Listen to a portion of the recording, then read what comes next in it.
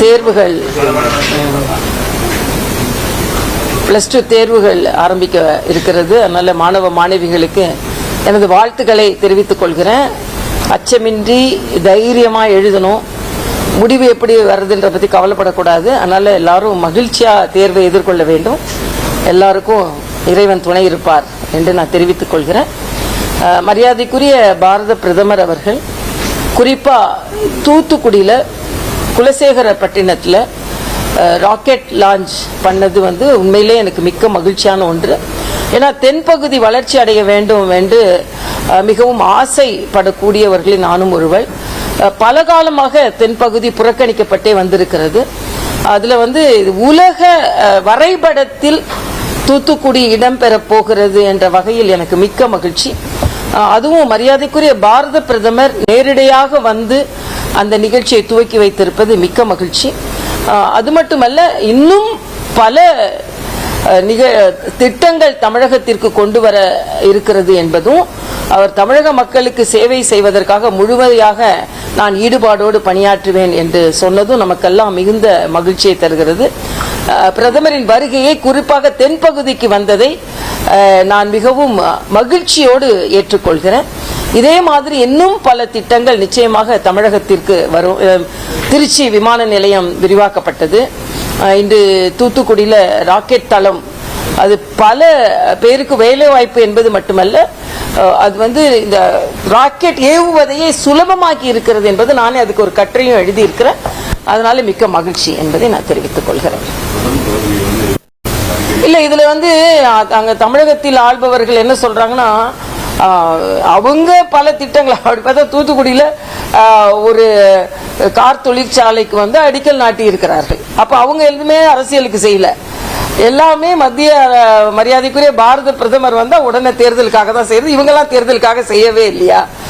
அதனால நல்ல வளர்ச்சி திட்டங்களை பிரதமர் இன்னைக்கு தான் வந்தா பரவாயில்ல, தொடர்ந்து திட்டங்களை கொடுத்து வருகிறார். இப்ப இன்னைக்கு திருப்பி 4ஆம் தேதி வருகிறார். அதுவும் வளர்ச்சி திட்டத்திற்கு தெலுங்கானாவிற்கு 4-5 வருகிறார். தெலுங்கானால பல்லாயிரக்கணக்கான கோடி ரூபாயில வளர்ச்சி திட்டங்களுக்கு அடிக்கல் நாட்டுகிறார்.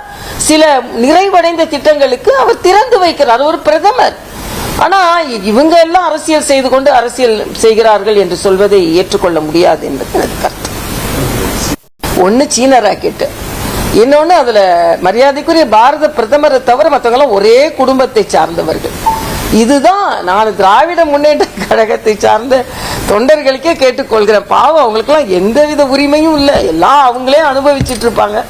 சீன ராக்கெட்டை போட்டது அதாவது எந்த ஈடுபாடோடு அவர்கள் இருக்கிறார்கள் என்பதுதான், அந்த எந்த தாய்நாட்டின் உணர்வோடு அவர்கள் இருக்கிறார்கள் என்பது வெளிப்படையாக தெரிகிறது.